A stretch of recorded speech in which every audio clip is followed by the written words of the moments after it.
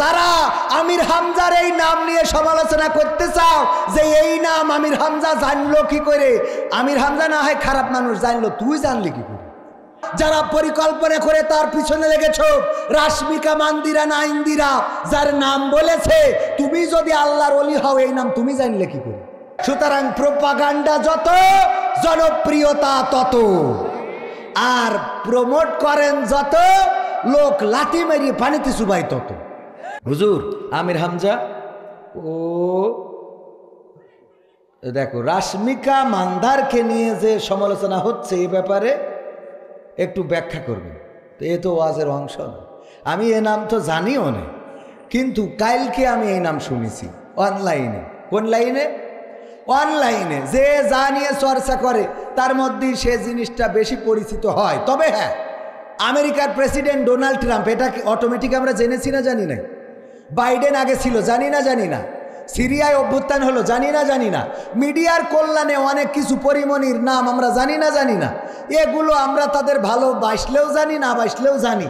কিছু নাম, কিছু কথা, কিছু ঘটনা আমরা চাইলেও আমাদের সামনে পড়ে, না চাইলেও আমাদের সামনে পড়ে। আমার আমির হামজা ভাই উনি সুন্দর করে একটা বিষয় বুঝাতে যে বুঝিয়েছেন যে আজকে আল্লাহর দেওয়া চেহারা সৌন্দর্য এই বিশ্বের 256টা দেশে বিশ্ব সুন্দরী প্রতিযোগিতা হয়, এবং যেই সব জায়গায় মাপজোক করে সুন্দরী বানায়, এগুলো নাউজুবিল্লাহ করা তো যাবেই না।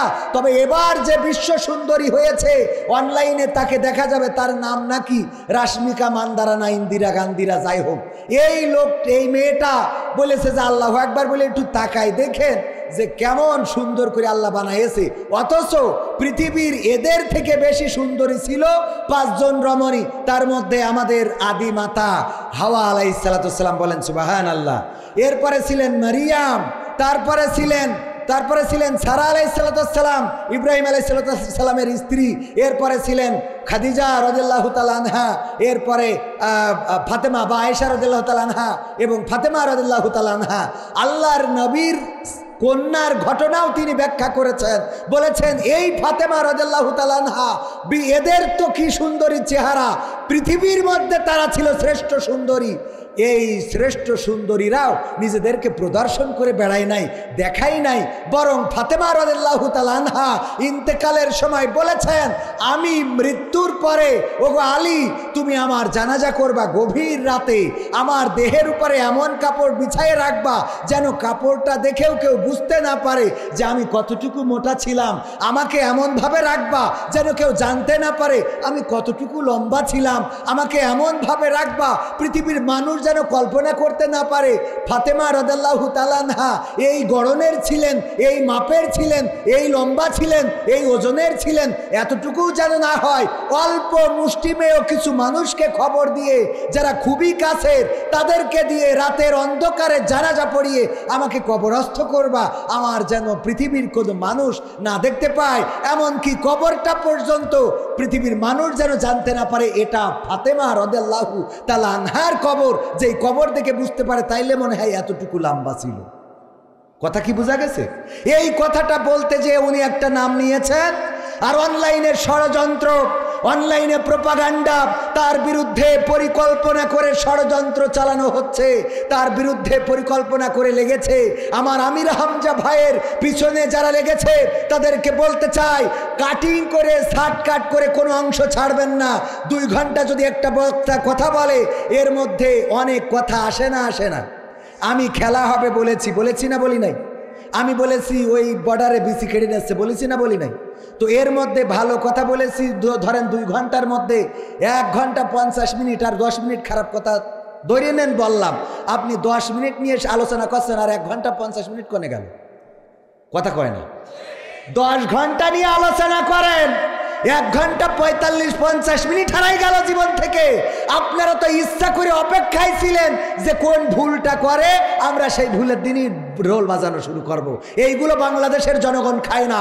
আমির হামজার যে জনপ্রিয়তা, বাংলাদেশ আকাশচুম্বী জনপ্রিয়তা, যেখানেই যায় হাজার নয় লাখো তৌহিদি জনতার ঢল নামে।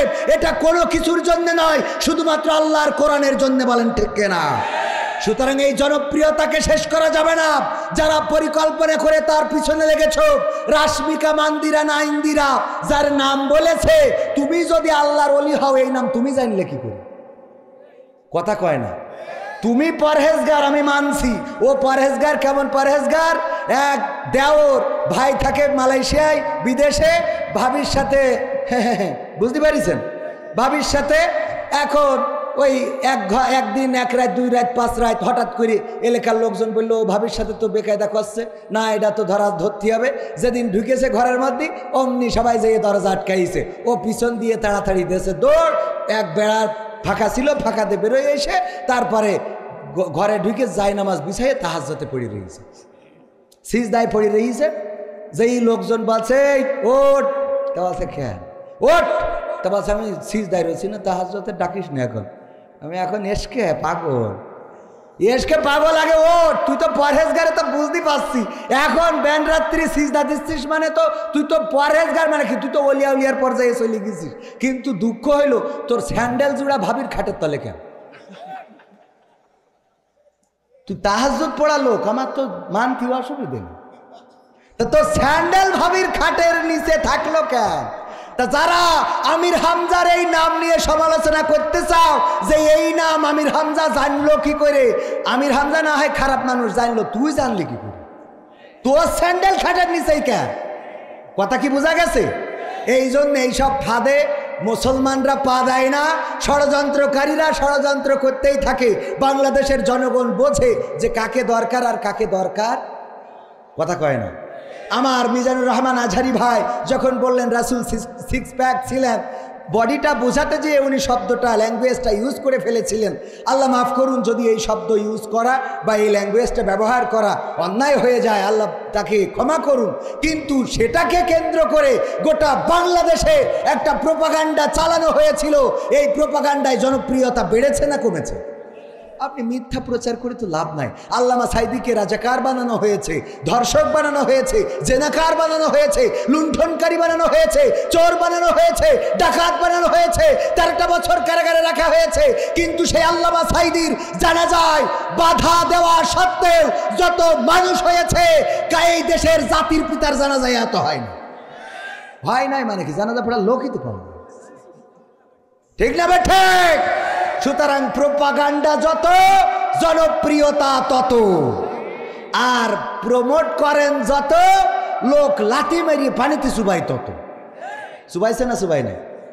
আমি চাই বাংলাদেশে কাঁদবে না আর কেউ তো দুঃখে, আমি চাই প্রতিটা মানুষ মিলে মিশে থাকবে সুখে, আমি চাই সাংবাদিকে সত্য কথা লিখুক সবে, আমি চাই চ্যানেলগুলো সত্য প্রচার করুক ভাবে, আমি চাই দাদার দেশের চ্যানেলগুলো বন্ধ হবে, আমি চাই ইসলামী টিভি চ্যানেল খোলা রবে, আমি চাই দাদার দেশের চ্যানেলগুলো বন্ধ হবে, আমি চাই ইসলামী টিভি চ্যানেল খোলা রবে, আমি চাই বাংলাদেশে কাঁদবে না আর কেউ তো দুঃখে, আমি চাই প্রতিটা মানুষ মিলে মিশে থাকবে সুখে, আমি চাই বন্ধ হবে সুদের ঘুষের লেনা দেনা, আমি চাই যোগ্য যুবক দেশদাসের বোঝা হবে না, আমি চাই বন্ধ হবে সুদের ঘুষের লেনা দেনা, আমি চাই যোগ্য যুবক দেশদাসের বোঝা হবে না, আমি চাই খুন খারাপি হবে না কবু আমার দেশে, আমি চাই গড়বে এ দেশে ভাইয়ে ভাইয়ে ভালোবেসে, আমি চাই খুন খারাপি হবে না কবু আমার দেশে, আমি চাই গড়বে এ দেশ ভাইয়ে ভাইয়ে ভালোবেসে, আমি চাই বাংলাদেশে কাঁদবে না আর কেউ তো দুঃখে,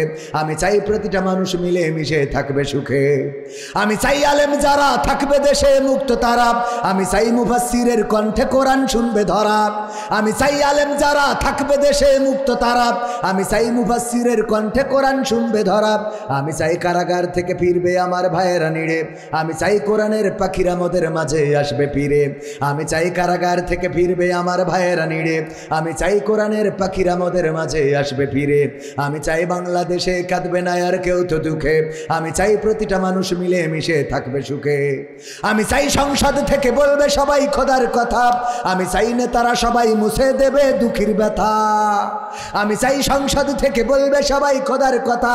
আমি চাই নেতারা সবাই মুছে দেবে দুঃখের ব্যথা। আমি চাই আইন হবে আল কোরআনের বিধান দিয়ে। আমি চাই থাকবে মানুষ শান্তি ও সুখ সঙ্গে নিয়ে।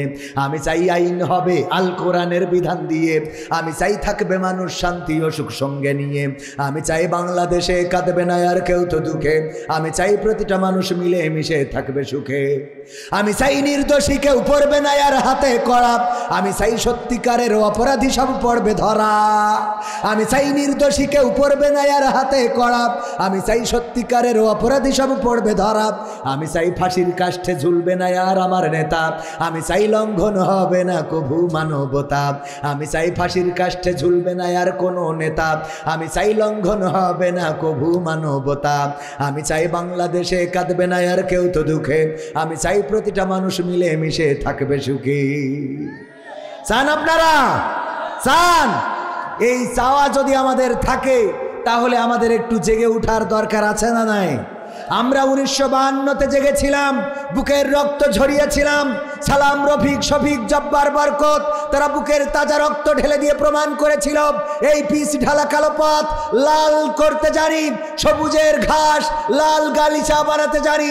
কিন্তু মায়ের ভাষার অধিকার আমরা কোনো ভিনদেশীদের হাতে ছেড়ে দিতে জানি না। 1971-এ আমরা জেগে উঠে 9টি মাস লড়াই করে প্রমাণ করে দিয়েছিলাম, লড়াই করব, শহীদ হব, রক্ত দেব, জীবন দেব, হাত হারাবো, পা হারাবো, প্রয়োজনে বছরের পর বছর সংগ্রাম চলতে থাকবে, কিন্তু বাংলাদেশের 1 ইঞ্চি মাটি ছেড়ে দেব না। 2024-এ এসে আমার আবু সাইদ, শান্ত, মুগ্ধ, ইয়ামিন তারা দেখিয়ে গেল কেমন করে আন্দোলন করতে হয়। রাজপথে দাঁড়িয়েছে, কেউ পিছু হটে নাই, বরং বুক পেতে দিয়েছে, বলেছে পিছনে পুলিশ, সামনে স্বাধীনতা, সুতরাং সামনের দিকে এগিয়ে যাব। রক্ত দিয়েছে, হাজারে হাজারে মরেছে, হাজার হাজার আহত হয়েছে, তারপরেও তারা প্রমাণ করেছে এই বীর বাঙালি ছাত্র জনতা জেগেছে, এই দেশে স্বৈরাচারের ঠাঁই হবে না। সেই বাঙালি, বীর বাঙালি 71-এর চেতনায়, 52-র চেতনায়, 24-এর চেতনায়, আল্লাহ তার রাসূলের চেতনায়, ইসলামের চেতনায় আরেকবার ঐক্যবদ্ধ হতে হবে। কোরআনকে বুকে ধারণ করতে হবে। কোরআনকে বুকে ধারণ করে ইসলামী আন্দোলনের নেতা কর্মীরা যদি ডাক দেয় আসো রাজপথে, দিন কায়েম ছাড়া রাজপথ ছাড়ব না। কোরআন আন্দোলনের কায়েমে থেকে যদি রক্ত দিতে হয় আবু সাইদের মতো বুক পেতে দেব। বুকে বুলেট বিদ্ধ হয়ে ছিদ্র করে পিছন দিক দিয়ে বের হয়ে যেতে পারে, আমাদের রক্তের জমিন ভেসে যেতে পারে। সেই রক্তের সাগরে সাঁতার কেটে কেটে একটি রক্তাক্ত বিপ্লবী কালেমার পতাকা বাংলার জমিনে উড়াতে রাজি কারা কারা দেখতে চায়?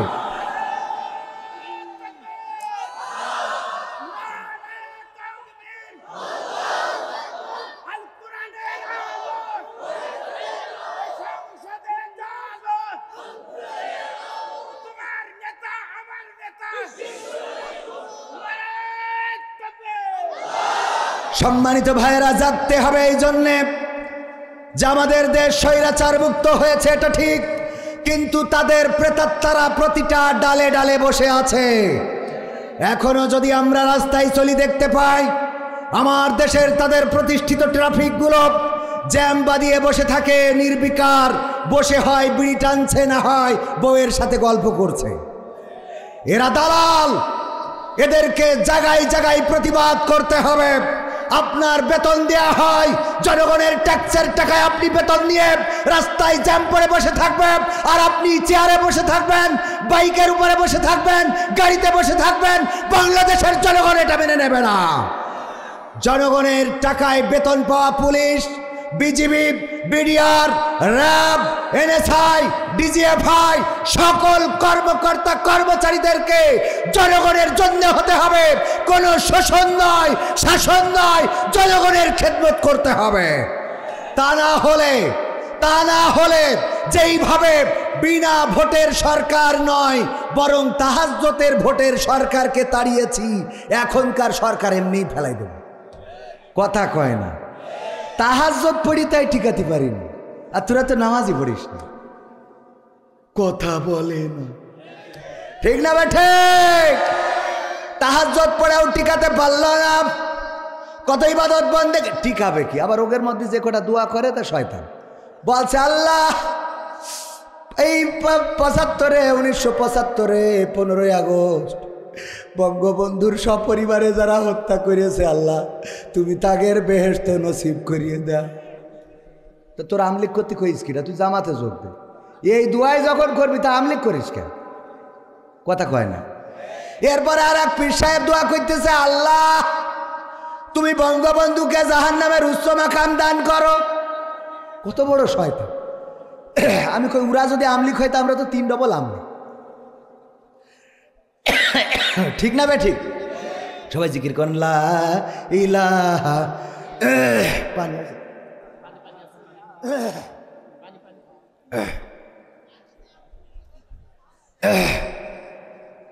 লা ইলাহা ইল্লাল্লাহু।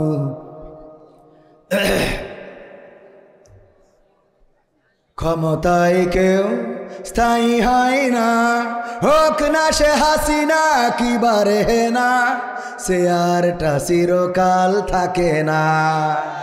ক্ষমতায় কেউ স্থায়ী হয় না, মুজিবুর বেশি দিন থাকেনি, জিয়াউর কেউ তো রাখেনি। মুজিবুর বেশি দিন থাকেনি, জিয়াউর কেউ তো রাখেনি। এরশাদ চলে গেছে পৃথিবী ছেড়ে, এরশাদ চলে গেছে পৃথিবী ছেড়ে, কেউ আজ তার কথা কয় না। ক্ষমতায় কেউ স্থায়ী হয় না, হোক না সে হাসিনা কি বারে না, সে আরটা চিরকাল থাকে। হাসিনা ক্ষমতা ধরে রাখতে আয়না ঘর বানিয়েছিল, জনগণের রোশানলে দাদার দেশে পালিয়ে গেল। হাসিনা ক্ষমতা ধরে রাখতে আয়না ঘর বানিয়েছিল, জনগণের রোশানলে দাদার দেশে পালিয়ে গেল। ডিবি হারুনের পাশে আর, ডিবি হারুনের পাশে আর পরিমণিদের দেখা যায় না। ক্ষমতায় কেউ স্থায়ী হয় না, হোক না সে হাসিনা কি বারে না, সে আরটা চিরকাল থাকে। এই চেয়ারের মালিক ফেরাউনও ছিল, এই চেয়ারের মালিক নমরুদ ছিল। তারাও বলেছিল 1941 সাল 2041 সালের আগে ক্ষমতা ছাড়বে না। ওরা তো শুধুমাত্র এই বলে নাই, বরং ফিরাউন বলল আল্লাহ চলবে না, আমি আল্লাহ। নাউজুবিল্লাহ বলবেন না? আল্লাহ চলবে না, আমি আল্লাহ। নমরুদও তাই বলল। নমরুদ বলল আল্লাহ কিরা তার সাথে যুদ্ধ করে মেরে ফেলবো, আমি হবো আল্লাহ। নাউজুবিল্লাহ। যুদ্ধ করেছে না করে না? নমরুদ বলল ডাকো তোমার আল্লাহর সৈন্যবাহিনী ডেকে নিয়ে আসো, আমি যুদ্ধ করব। তারপরে যদি আমি বিজয়ী হই তাইলে তোমার আল্লাহ হেরে গেল, আমি হয়ে যাব একচ্ছত্র অধিপতি। ওরে বাবা, সব কত আছে না নাই? এখনকার সময় ধরাকে সরাগান করে, বলে 1941 সালের আগে ক্ষমতা ছাড়বো না, কিন্তু একটু ইনশাল্লাহ এইটা বলে বলেছে। এই জন্য আল্লাহ বলে 41 সাল কেন, 31ও আসবে না। কথা কয় না? 31ও ডিসিশন নেবেন কে? সিদ্ধান্ত নেওয়ার মালিক কে? আমরা বৃক্ষরোপণ করি এখানে। এই যে আম বাগান, সম্ভবত আম গাছ, আমের গাছ দেখেন কতগুলো আমের গাছ। এই গাছটা আমরা লাগাইতে পারি, লাগাই এই পরিষদ, আমাদের লাগানোর শেষ, এর বাইরে দায়িত্ব আমাদের নাই। ওই গাছের ওই কাঠের মধ্যে থেকে আম বের করে দেওয়ার দায়িত্বটা কার? কোনো মানুষ কি ওই গাছ সারাদিন যদি টেপে আম কি একটা বেরোবে? সারাদিন ধরে টিপল। আর আমার মতো হুজুরির যদি 50,000 টাকা অগ্রিম দিয়ে নেতে আম গাছের গুড়ায় বসাই দেন যে হুজুর আজকে ওয়াজ করা লাগবে না, খালি দোয়া করেন যেন রাত্রির সকালবেলা উঠে দেখি কিছু আম হয়েছে, বলেন হবে নাকি? হবে? দোয়া করলেও হবে? হবে না। কারণ কি? একবার এক মাদ্রাসার ওই হুজুর এইছে একটা, তো হুজুরের কাছে গেছে, হুজুর বৃষ্টি তো হচ্ছে না, আমার ওই ক্ষেতের জন্য একটু দোয়া করে দেন দিন, যেন আল্লাহ বৃষ্টি দেয়, আমার ক্ষেতে একটু পানির দরকার। ক্ষেত তো বোঝেন জমিনে। তো হুজুর বুঝতে পেরিয়েছে আমার দোয়া যে জোর, বলছে যে ওই ক্ষেত কত দূর, তো দেখাই দিয়েছে যে ওই ক্ষেত, তো বলছে যাও আল্লাহ ভরসা। পরে রাত্রি হাফেজ মাদ্রাসায় যে সাইফিলগুলো ছিল সব ডেকে নিয়ে যে কলসি ভরি পুকুরতে ওর ভুইটা ভিজইতে আইছে, যে দোয়াই তো হইবেন না, আগে ভিজই দিই। তো ভিজই ঠিজই দিয়ে পরে এসেতে ঘুমাচ্ছে। পরের দিন লোকজন কয় কি ব্যাপার তোমার ক্ষেত ভিজলো কি করি? হ্যাঁ, তা বলছে হুজুরের কাছে দোয়া চাইছিলাম, আমার জন্য দোয়া করি। রাত্রি সকালে এসে দেখি যে হ্যাঁ। বলছে তা হুজুরের আমরা বেতন দিই না? আমরাও তো বেতন দিই, এই বেতন কে দিয়েছে? আমরা তো বেতন দিই। সুতরাং তাহলে হুজুরির আমরাও দোয়া, সবাই গ্রামের লোক এসে বলছে হুজুর আমাদের জন্য দোয়া করেন, আমাদের ক্ষেতও যেন ভিজে যায়। পরের দিন সকালবেলা সবাই মাঠে গেছে, যে দেখে না কারোর ক্ষেত আর ভেজে নাই। সবাই মন খারাপ করে এসেছে মাদ্রাসায়, যে হুজুরির বলবো হুজুর একজনের ক্ষেত ভিজলো, আমাদের কেন ক্ষেত ভিজলো না? আমাদের কি গুনাহ খাতা বেশি নাকি? ও মা এসে দেখে হুজুরও নাই, মাদ্রাসার ছাত্ররাও নাই, সব ছিল। যে যদি আমার এইভাবে প্রতি রাতি দোয়া করা লাগে তাহলে আর পড়ানো লাগবে না, ঠিক না ঠিক? তো এই জন্য হুজুর হয়েছি বলেই, যদি বলেন হুজুর কবির বিন ছামাদে আম গাছের গোড়ায় বসে আপনি আজকে তাহাজ্জুদ পড়ি এত বড় আল্লাহ ওলি, আল্লাহওয়ালা, আপনি একটু দোয়া করে দেন যেন কালকেই আমি এই আম গাছের আম খাইতে পারি। হুজুর কেন কোনো পীর সাহেব আসলেও সম্ভব হবে। যদি কে না চায়, আল্লাহ যদি না চায়, কে না চায়? আল্লাহ যদি না চায়, আম যখন ধরে তখনও আম হবে। যখন আম ধরে আমের সময়, তখনও যদি আল্লাহ না চায় আম হবে? অনেক গাছে আছে বইল হয় না, বইল বোঝেন তো আপনারা কি বলেন এটার? মুকুল। এই মুকুল, আরে আপনার কষ্ট দিলাম। এই মুকুল দেখেন, আম গাছ থেকে যদি মুকুল না হয়, আপনি যাই করেন তাই করেন, মুকুল বের করতে পারবেন? বের করানোর দায়িত্ব কার? তার মানে সিদ্ধান্তের দায়িত্ব কার?